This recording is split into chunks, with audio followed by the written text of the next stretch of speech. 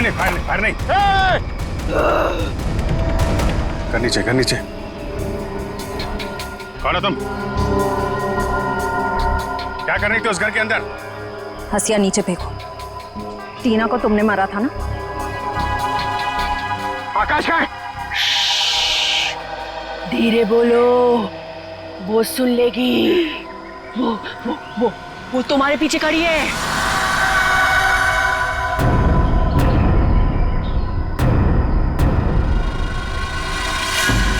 कौन है हमारे पीछे?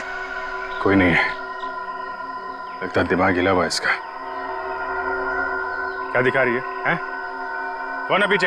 वो तुम्हारे पीछे बिना सर वाली औरत अपना सर हाथ में लेके दिखा रही है। सर, ये उस सिरकटी औरत की बात करी सर, वो वत्सला जैसी बातें कर रही है। हमारे पीछे कोई नहीं है। किसकी बात कर रही हो तुम? ऐसे नीचे करो, नीचे रखो। मैं मार दूंगी उसे, मैं मार दूंगी उसे, मैं मार दूंगी।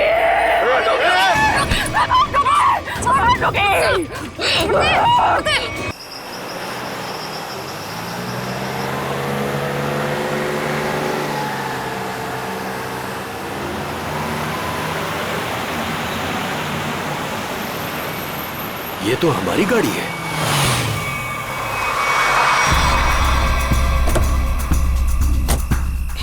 ये तो टीना और आकाश की गाड़ी है। Oh my God! आकाश, टीना, बच्चे नहीं है। मैं एक बार फिर से फोन करता हूँ। गाड़ी यहीं पर है तो दोनों बच्चे भी यहीं पर होने चाहिए। कैसे डरावनी जगह है, कितना घना जंगल है ये। पता नहीं टीना और आकाश को यहाँ गाड़ी रोकने की क्या जरूरत थी। दोनों में से किसी का भी फोन नहीं लग रहा है। लूटपाट का मामला तो नहीं लगता है भाई साहब। बच्चों को सारा सामान गाड़ी में ही है। ऐसे बीच सड़क पे बच्चे गाड़ी छोड़ के गए कहाँ? समझ में नहीं आ रहा मेरे दोनों बच्चे कहाँ चले गए, क्या हो गया उनको। मीरा कुछ नहीं होगा हमारे बच्चों को। शांति रखो, घबराओ मत। आओ यहीं कहीं आसपास देखते हैं। आकाश, टीना, आकाश, मेरी आवाज सुनाई दे रही है? आकाश, टीना, पता नहीं इस घने जंगल में बच्चे कहाँ चले गए। मीरा गाड़ी यहाँ पर है तो बच्चे भी यहीं पर होने चाहिए।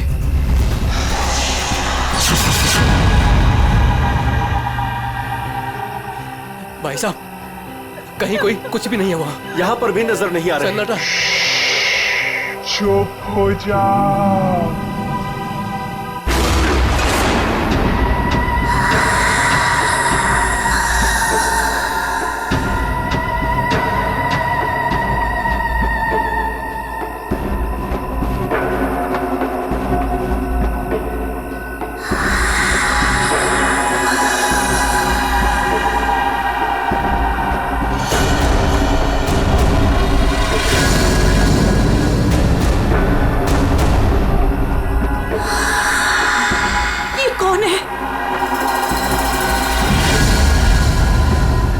कौन हो तुम? जाओ यहाँ से।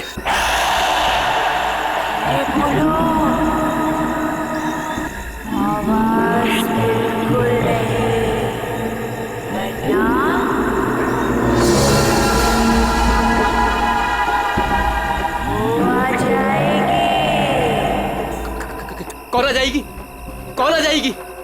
वही आएगी जो अपना सर हाथ में लेकर घूमती है।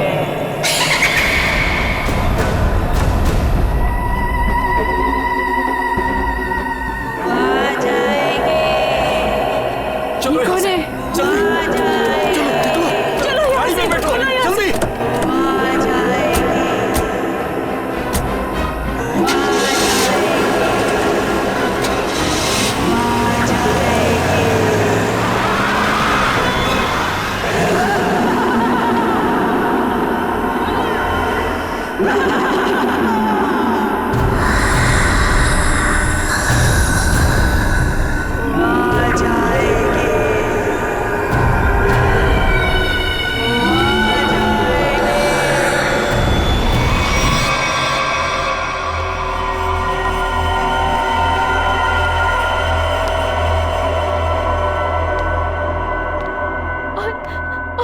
तभी एक औरत आई।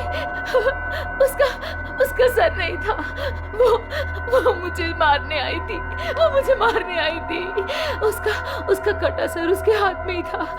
वो मुझे मार डालेगी। बचा लो मुझे, वो मुझे मार डालेगी। ये क्या हो गया मेरी वत्सला को? कैसे बर्ताव कर रही है? अब क्या करूं मैं?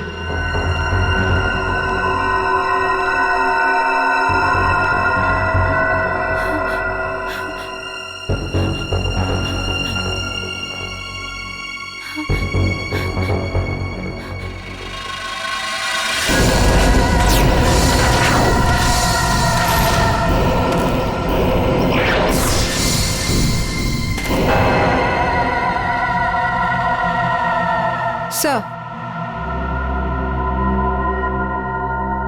उसके बाद क्या हुआ? उसके बाद वो कटे सर वाली औरत मेरी तरफ घूम गई। मैं डर की वजह से पीछे हट गई। वो मेरी तरफ बढ़ती रही। वो अपना कटा सर मेरे चेहरे की तरफ फेंक। नहीं,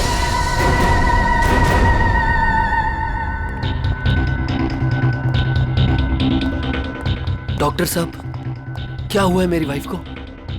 मिस्टर नमित, देखिए ना डॉक्टर साहब के साथ क्या किया वत्सला जी ने। 10 इंजेक्शन दे चुका हूँ शांत करने के लिए, लेकिन कोई असर ही नहीं हो रहा। लेकिन हुआ क्या है वत्सला को? इनका दिमाग एक सरकटी औरत के बारे में सोच रहा है। उसकी चाल टाल, उसका रवैया और पता नहीं क्या क्या इसके दिमाग में घुस गया है। Oh my God! डॉक्टर साहब, मेरी वाइफ ठीक तो हो जाएगी ना? कुछ कह नहीं सकते, लेकिन ये चेंजेस आपने इनमें कब महसूस की? कल रात वत्सला की गाड़ी दहलिया रोड पे खराब हो गई थी। मैं इसे लेने वहां गया, तब से इसकी हालत ऐसी है। देखिए मिस्टर नमित, इनकी हालत बहुत नाजुक है। मेरी मानिए तो इन्हें फौरन हॉस्पिटल में एडमिट कर दीजिए। सर, मुझे तो लगता है कि वत्सला जी के साथ जो कुछ भी हुआ है ना, दहलिया रोड पे ही हुआ है। श्रवण, हमने कहीं वहां से आकर कुछ गलती तो नहीं की ना? अब हमारे बच्चे कैसे मिलेंगे? मुझे तो लगता है उस खूनी औरत ने कुछ कर दिया है टीना और आकाश को। भाई साहब, मुझे लगता है कंप्लेंट लिखवा देनी चाहिए। पता नहीं बच्चे किस हाल में होंगे। उमेश, मैं तो कहता हूँ हमें सीआईडी को फोन करना चाहिए। मैं करता हूँ भाई साहब।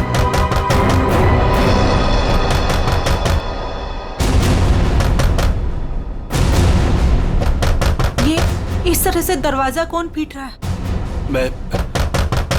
मैं देखता हूं।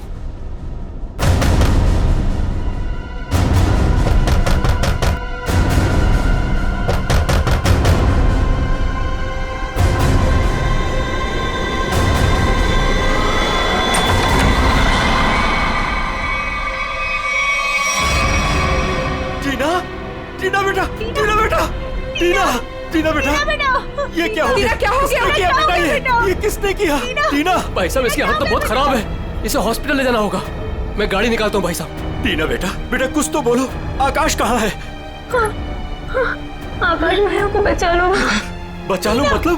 क्या हुआ है आकाश को? टीना बेटा, टीना आंखें खोलो बेटा, आंखें खोलो बेटा, आंखें बंद मत कर बेटा। टीना, क्या हुआ तुम्हें? वो गाड़ी हमें रोक रही है वहाँ।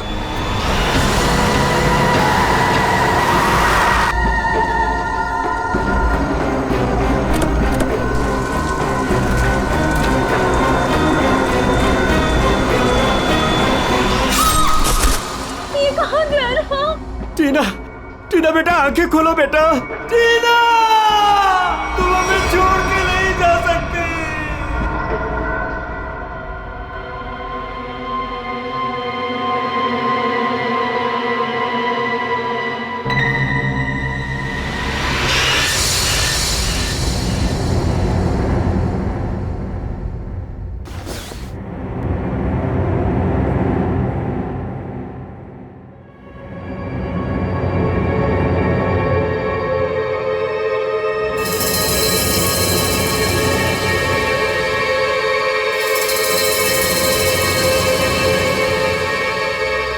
नहीं डॉक्टर साहब, मैं अपनी वाइफ को किसी भी हॉस्पिटल में एडमिट नहीं करने वाला।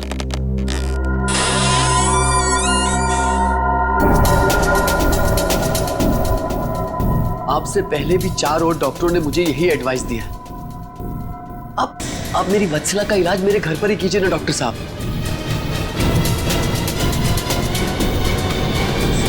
मैं अपनी वत्सला को अपने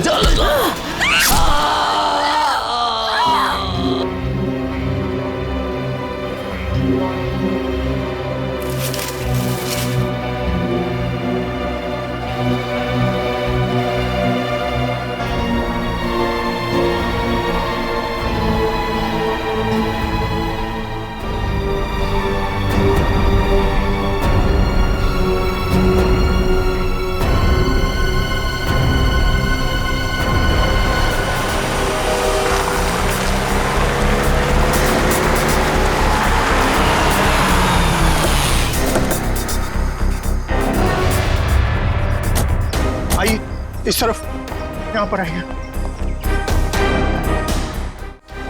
यही घर है ये।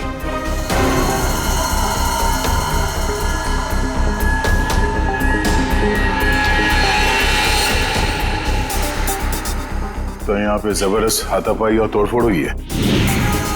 चारों तरफ खून, सामान बिखरा पड़ा है। मिस्टर अमन,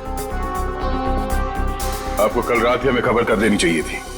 लेकिन सर, नमित के शरीर पर इतना खून देखा कि मैं डर गया था। हाँ सर। ये जिस किसी भी हथियार से विक्टिम पर हमला किया गया है, वो हथियार काफी तेज धार वाला होगा। सालूंके साहब, आपको कैसे पता चला? ये देखो, ये छोटी छोटी बूंदें देख रहे हो खून की, ये एक धार नहीं, सीधी। सर लगता है किसी चाकू या छोटे खंजर का इस्तेमाल किया गया है। पता नहीं जिसको भी इसने मारा है वो जिंदा है या नहीं। और ये खून से सने हुए पांव के निशान तो घर के अंदर की तरफ जा रहे हैं। तो यहाँ पर नमित के अलावा कोई और भी रहता है क्या? हाँ, उसकी वाइफ। ओह माय गॉड, उससे तो कुछ नहीं हो गया। भाभी जी, एक मिनट, देखो सर।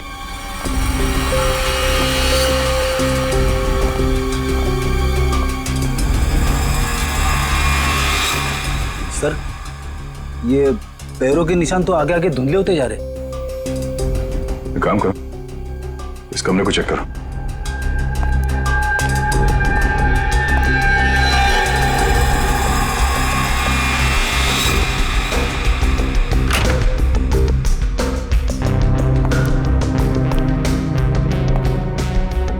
बेड पर तो कोई खून नहीं।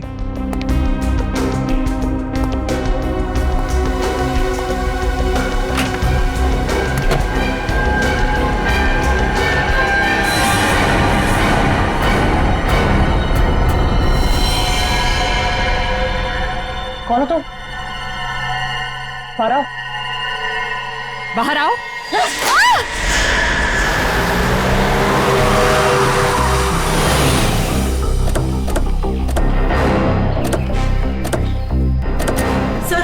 सर यही है मेरी टीना और आकाश की गाड़ी। यहीं पर मेरे बच्चों पे वो मुसीबत आई थी।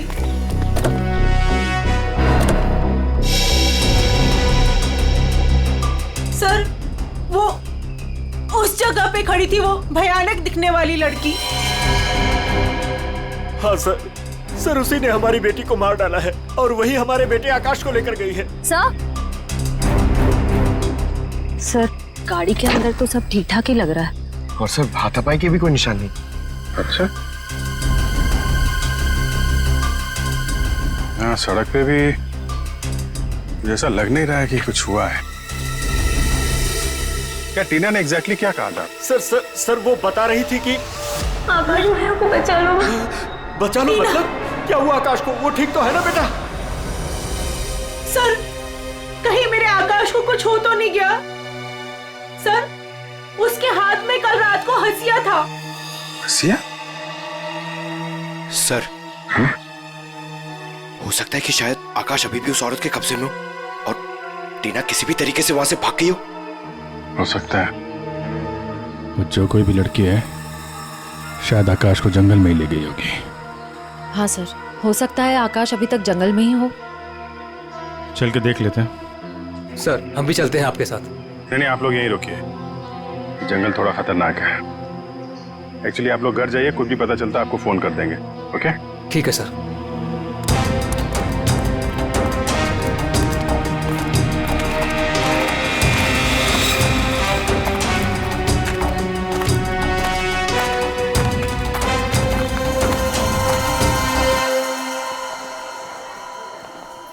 डॉक्टर साहब, वो आदमी कहाँ है जो खून से लथपथ आपके हॉस्पिटल में आया था? सर वो आदमी अंदर है।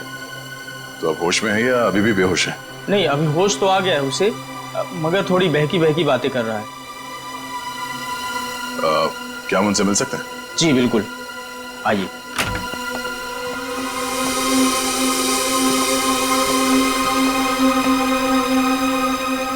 अमित,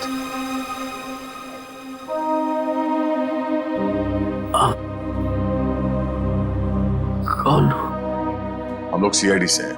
क्या तुम बता सकते हो कि ये तुम्हारे साथ कैसे हुआ? मार डाला मुझे। मेरी वत्सला ने मुझे मार डाला। पूछिए अमन से। मुझे रोज पीटती थी, पर मैंने कभी भी उससे से उसे नहीं घूरा। हाँ सर, मैं हमेशा इस बेचारे की दर्द भरी आवाज सुनता था। मैं समझ जाता था कि भाभी जी का बेलन इसके सर पर बज रहा है। अमित, हम तुम्हारी पत्नी से मिल चुके हैं। कुछ न कुछ तो गड़बड़ हुआ है उसके साथ, लेकिन अचानक वो ऐसा बर्ताव क्यों करने लगी? भगवान, पता नहीं जब से दहलिया रोड से आई है, किसी सरकटी औरत के बारे में बात करती है और किसी पर भी टूट पड़ती है, जैसे जान ले लेगी वो किसी की भी। फिर दहलिया रोड, मतलब जो भी गड़बड़ है वो इस दहलिया रोड पे ही है।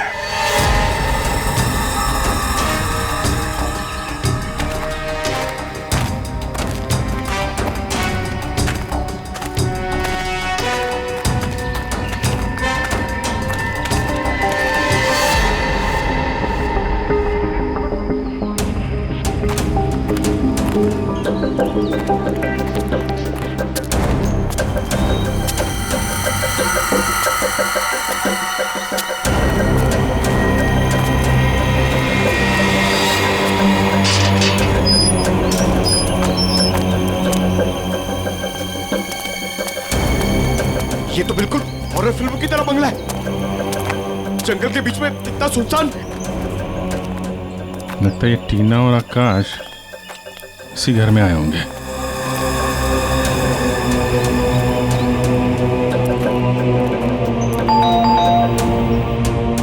ज्यादा फिल्में मत देखा करो।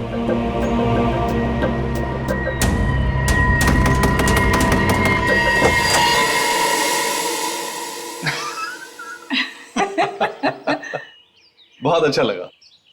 इतने सुनसान जंगल में भी कोई हमें मिलने आया। एनीवेज, मेरा नाम डीके है और ये मेरी धर्म पत्नी रागिनी। अरे आइए ना आप लोग, अंदर आइए, बाहर क्यों खड़े हैं? प्लीज आइए आइए आइए। सर, ये लोग तो बहुत अजीब हैं। ये तो हम लोग से ऐसे बात कर रहे जैसे हम लोग इनके रिश्तेदार हैं। काफी अच्छा घर है। Thank you. आसपास दूसरा कोई घर नहीं दिख रहा है, तो इतने सुनसान जंगल में आपने घर बनाया? बनाया नहीं है सर, खरीदा है। वो क्या है ना कि हम दोनों पति पत्नी एक कलाकार हैं और अपनी सोच के आकार को पूरा करने के लिए हमें शांति और एकांत की सख्त जरूरत रहती है। जी हाँ सर, यही हमारा घर भी है और हमारी दुनिया भी है। और हाँ, आपको एक बात और बताना चाहूंगा। हम लोग रहते जरूर इस सुनसान इलाके में हैं, लेकिन कला के क्षेत्र में हमारा बहुत बड़ा नाम है। अच्छा।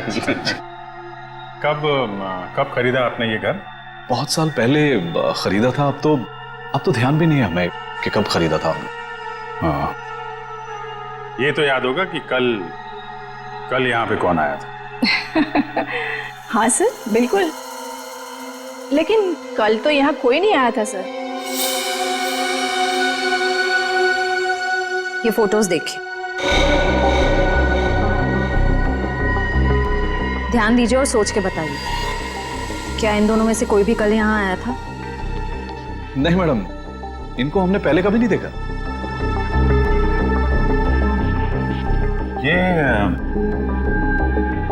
ये कौन है? ये हमारी बेटी अंशिता। 14 जुलाई 2013 को प्लेग की वजह से इसकी मृत्यु हो गई थी। बहुत याद आती है हमें हमारी बेटी की। हम लोग आपसे कितने सारे सवाल पूछे जा रहे हैं, आप नहीं पूछेंगे कि हम लोग कौन हैं और क्यों इतने सारे सवाल कर रहे हैं आपसे? कौन है आप लोग, आप बता दीजिए। हम लोग कौन है घर के अंदर? नहीं, कोई नहीं है। नहीं, कोई है।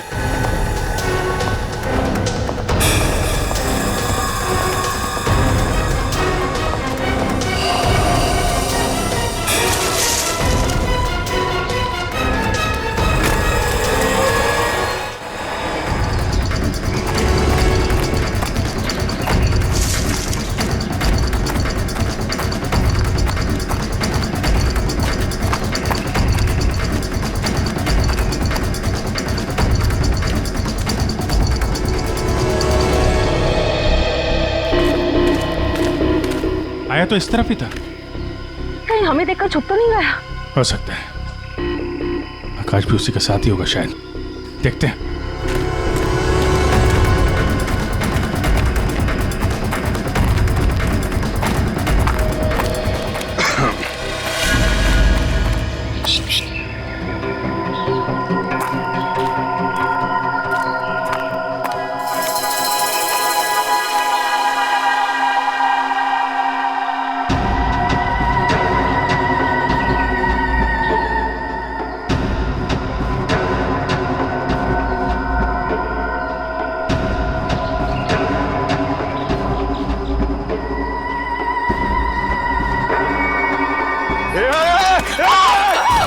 नहीं, फायर नहीं।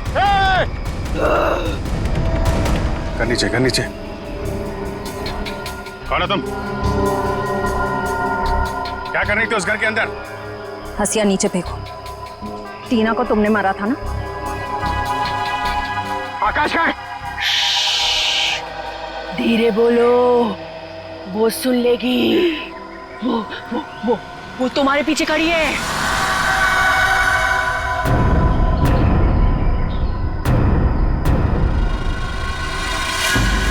कौन है हमारे पीछे? कोई नहीं है, लगता दिमाग हिला हुआ इसका। क्या दिखा रही है, हैं? कौन है पीछे? वो तुम्हारे पीछे बिना सर वाली औरत अपना सर हाथ में लेके दिखा रही है। सर, ये उस सिरकटी औरत की बात कर रही सर, वो वत्सला जैसी बातें कर रही है। हमारे पीछे कोई नहीं है। किसकी बात कर रही हो तुम? ऐसे नीचे करो, नीचे रखो। मैं मार दूंगी उसे, मैं मार दूंगी उसे, मैं मार दूंगी।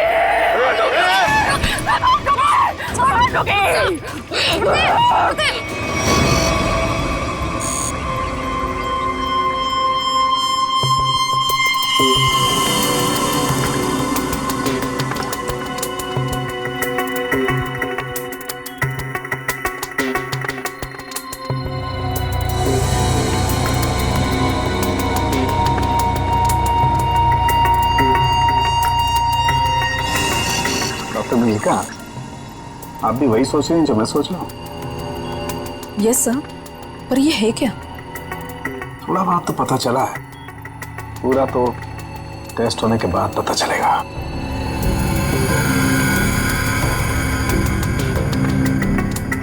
सर, मुझे लगता है कि आप ये कलर एरिया देख रहे हैं, ये ब्रेन टेल की नर्व्स की तरफ आ रहा है।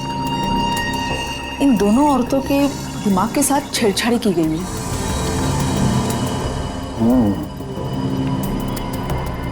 सर, इनकी याददाश्त से छेड़छाड़ की गई है। इनको कोई नेचुरल रोग या दिमागी बीमारी नहीं, इनकी तो मेमोरी ही बदल दी गई है। मतलब ये कि आर्टिफिशियल मेमोरी भर दी गई है इनके दिमाग में। Yes sir. क्या आर्टिफिशियल मेमोरी भर दी गई? हाँ विजय। मतलब ये दोनों औरतें जो देख रही थी या बोल रही थी, इनके दिमाग का वहम नहीं था? बिल्कुल नहीं था। दरअसल क्या होता है कि इंसान के बचपन से लेकर के उसके बड़े होने तक उसकी जिंदगी की तमाम यादें उसके दिमाग में एक डिस्क की तरह से जमा हो जाती है, कुछ इस तरह से। और फिर कोई एक दिन गर्दन के पीछे ऐसा इंजेक्शन लगा देता है, ये देखिए, यहां दिख रहा है, जिससे ब्रेन में कंपार्टमेंट्स बन जाते हैं और जिंदगी की सारी याद ब्लॉक हो जाती है। इंसान एक सेमी कॉन्शियस स्टेट में चला जाता है, आधी बेहोशी की हालत में। के बाद फिर क्या होता है? इसमें इंसान के दिमाग को सुन कर देने वाला ड्रग दिया जाता है। इंसान अगला पिछला सब भूल जाता है। आप सुन सकते हो, समझ सकते हो, लेकिन आप रिएक्ट नहीं कर सकते।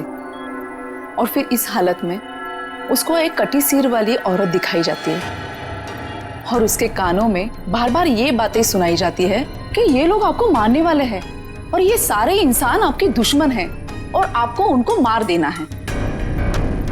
और ड्रग के असर की वजह से दिमाग कुछ इस तरीके का दिखाई देने लगता है। हर याद को दबाकर, सप्रेस करके उसे सिर्फ उतना ही हिस्सा याद करने के लिए दिया जाता है जितना कि बेहोशी की हालत में उसे सुनाया या दिखाया गया था।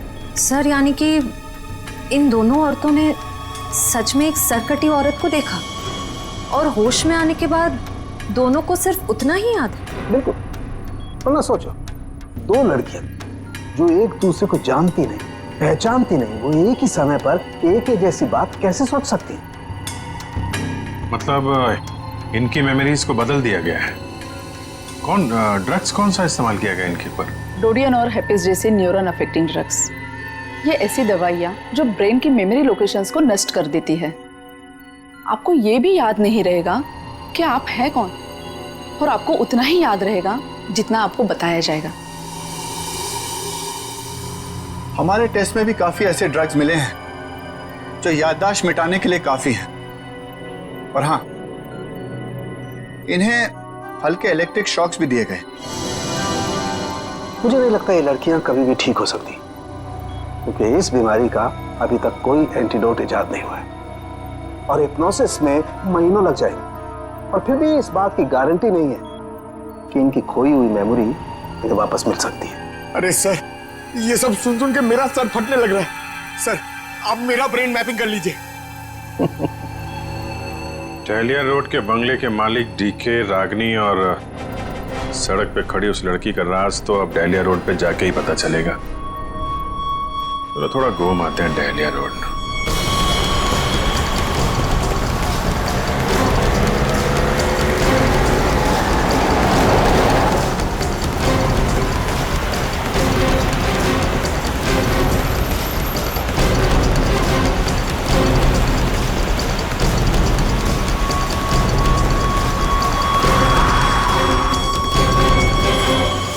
ये हमारी बेटी अंचिता, 14 जुलाई 2013 को प्लेग की वजह से इसकी मृत्यु हो गई थी। ये तो वही लड़की है, डीके और रागिनी की मरी हुई बेटी। मेरी मदद कीजिए प्लीज। कैसी मदद? मेरा मतलब क्या मदद चाहिए आपको? मेरे मम्मी पापा अचानक से बेहोश हो गए। मैंने बहुत कोशिश की उन्हें उठाने की, पर वो नहीं उठे। कहाँ है कहाँ आपके मम्मी पापा? घर पे आके देखिए ना प्लीज, पास में है। चलिए आइए। कहाँ पर है? चलिए। अच्छा, इन नाम से कोई भी रजिस्ट्रेशन नहीं? ओके ठीक है, थैंक यू सर। सारे पेंटर्स एसोसिएशन में फोन कर लिया सर, मगर डीके और रागिनी के नाम से कोई भी रजिस्ट्रेशन नहीं। सब कुछ झूठ बोला उसने। मुझे तो लगता है कि उसने अपना नाम भी गलत बताया है। जयवंती, कुछ पता चला? नहीं सर, अभी तक कुछ भी नहीं पता चला। मगर सर, कितने कॉन्फिडेंस से झूठ बोल रहे थे दोनों। लगता है सर अब एक ही रास्ता बचा है, उन्हीं से सच उगलवाना पड़ेगा। नहीं जयवंती, पहले उसकी सारी डिटेल्स निकालते हैं, फिर उठाते हैं उसे। लेकिन सर पता कैसे चलेगा? एक काम करो, दलिया हाउस में जो इनकी तस्वीरें खींची गई थी उन्हें क्रिमिनल डाटाबेस से और मिसिंग केस फाइल से मैच करवा के देखो, शायद असलियत सामने आ जाए। आइए। यहाँ इतनी रोशनी कम क्यों है? वो घर आबादी से दूर है ना, इसलिए वोल्टेज थोड़ा कम है। ये देखिए। दोनों एक साथ कैसे बेहोश हो गए? कहीं इस लड़की ने तो कुछ नहीं कर दिया?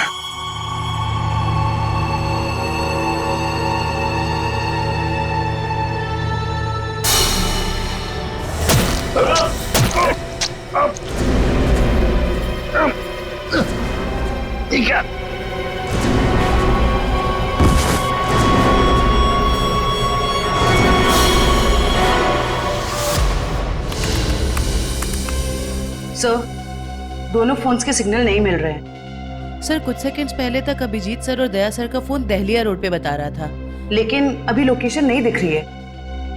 इसका मतलब अभिजीत सर और दया सर को वो रास्ता रोकने वाली लड़की मिल गई। फिर तो डीके और रागिनी की सच्चाई का भी पता चल जाएगा। सर, हाय सर, ये है मिसेस साक्षी, उस नकली डीके और इलेश की माँ। नमस्ते।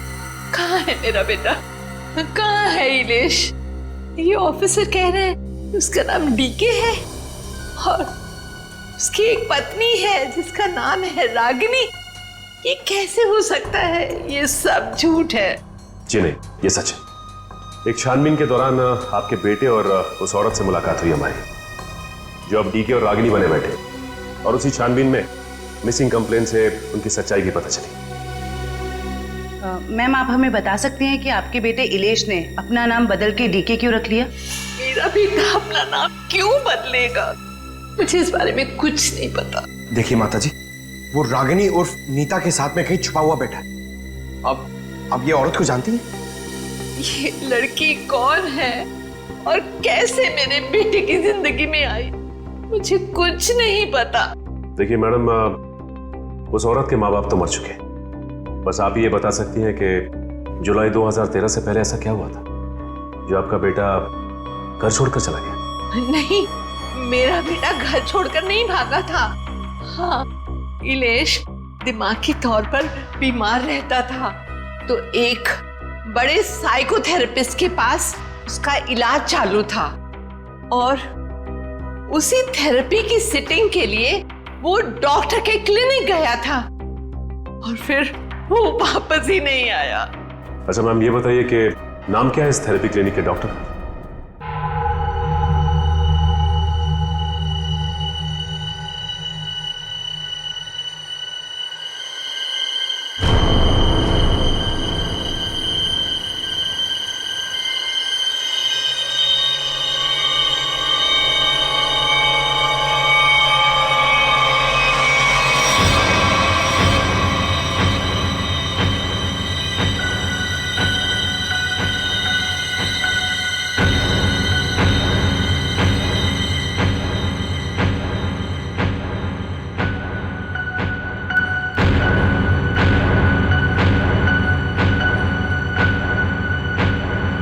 मारो, बचा लो खुद को, मार डालो।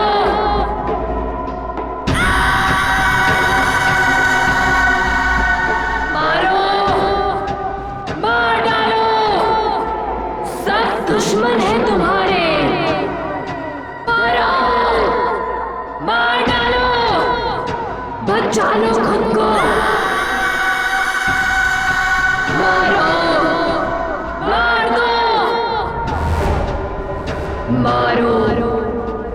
मार दो, सब दुश्मन है तुम्हारे। उठा लो हथियार, उठा लो हथियार, मार दो। समझ में नहीं आ रहा कि इन सबके पीछे एक डॉक्टर हो सकता है। देखते कहाँ का तार कहाँ जाके जुड़ा है सर, बहुत लंबा जाल फैलाता है सर। आज सारे तार कट जाएंगे इसके।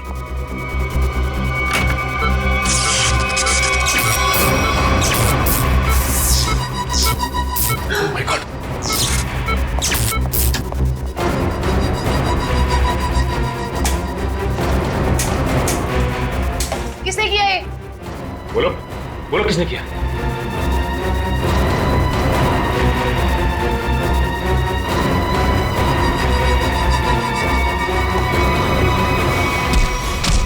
बता कौन है इन सबके पीछे?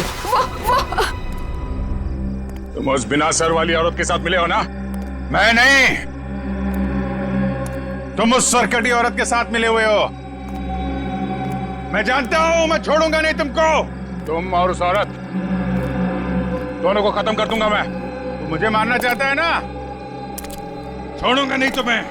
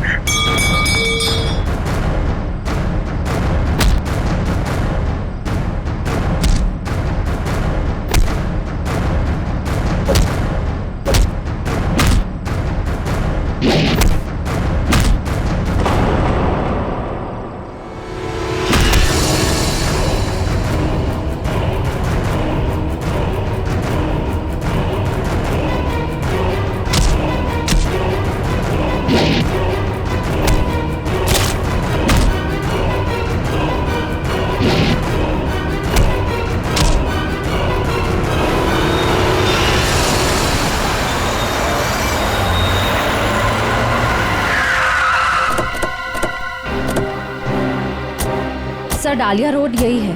हो सकता है अभिजीत सर और दया सर यहीं कहीं होंगे। हो सकता है वो डीके और रागनी क्या हो। हम लोग जाके देखते हैं, तुम लोग यहीं रखो। एक डॉक्टर जाना नहीं चाहिए। हाँ ठीक है, चलो आ जाओ।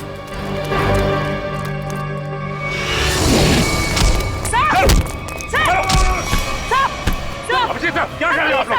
क्या कर रहे हो आप लोग? संभालो। क्या कर रहे हो? अभिजीत सर, क्या कर रहे हो? प्लीज नहीं सर। चल जल्दी चल, एंटीडोट दे जल्दी। संभालो।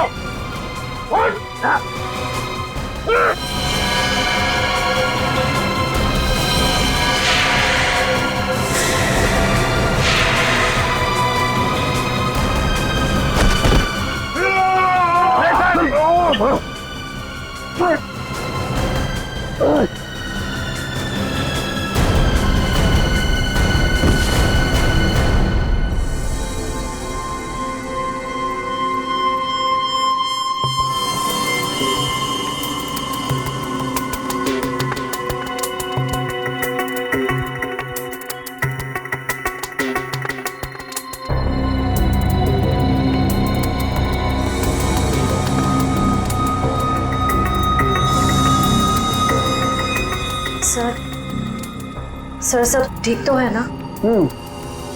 एंटीडोट ने असर शुरू कर दिया। थोड़ी देर में होश आ जाएगा दोनों को।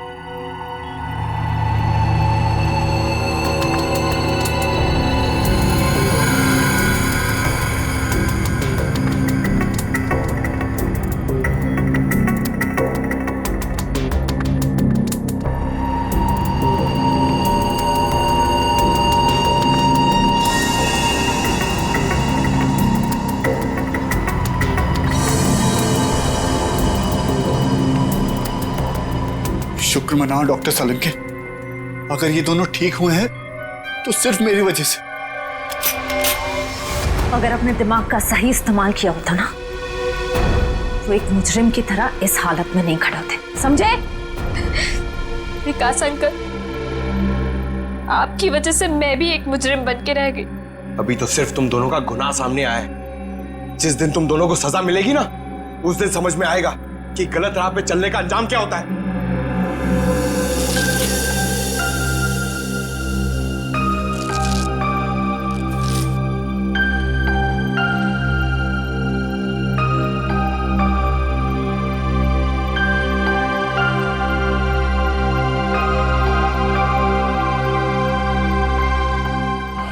दहलिया रोड वाले बंगले पे?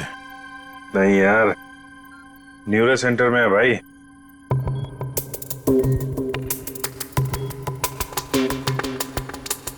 और मुजरिम हमारे सामने खड़ा है।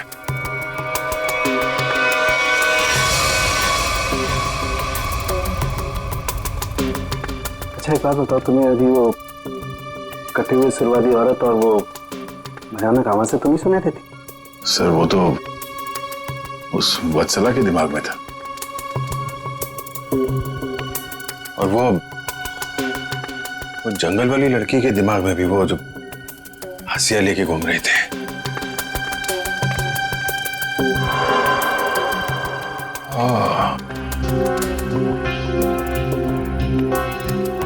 अब समझ में आया, संचिता के माँ बाप ने भी हम लोगों को वो ड्रग्स वाला इंजेक्शन लगा दिया था। हमारे दिमाग में भी ये सारी बातें भरती गई थी। बताओ डॉक्टर विकास, क्यों किया तुमने ये सब? जल्दी बता, वरना हमें तुम्हारा इलाज करना पड़ेगा। क्या बताऊं? डॉक्टर सालुंके ने सब कुछ समझा तो दिया था। मैं दुनिया में तहलका मचाने वाला ब्रेन मैपिंग एक्सपेरिमेंट करना चाहता था। बेहोशी में मैं लोगों को यहां लाता था और उनके ब्रेन से उनकी सोच को निकालकर अपनी सोच भर देता था। जरा सोचो, कितनी ताकत थी मेरे हाथ में। जब वो लोग जागते थे तो उन्हें वही दिखता था, और उनके दिमाग में वही ब्रेन की मेमोरी थी जो मैंने डाली थी। उनका ब्रेन वही करता था जो मैं कहता था। मतलब कि मैं उनके ब्रेन से सब कुछ करा सकता था। और तुम दोनों ने भी तो वही किया ना? और ये अंशिता, इसने भी गुनाह में तुम्हारा साथ दिया था। मैं इनकी भतीजी हूँ, इन्होंने ही मुझे पाला पोसा। डीके और रागिनी मेरे माँ बाप नहीं है। वो घर, डीके, रागिनी, मैं, ये सारा विकास अंकल का बिछाया हुआ एक जाल था। और आकाश, उसके साथ क्या किया तुम लोगों ने? उसकी ड्रग की डोज ज्यादा हो गई थी, उसे ब्रेन हैमरेज हो गया था। उसकी मौत का मुझे बहुत अफसोस है। तुम्हारे जैसा जीनियस डॉक्टर लोगों के दिमाग का गलत इस्तेमाल करने के चक्कर में गुनहगार बन गया। तुम्हारी खोज इंसानियत के खिलाफ है। कानून तुम्हें इसकी जरूर सजा देगा। शायद फांसी होगी तुम्हें।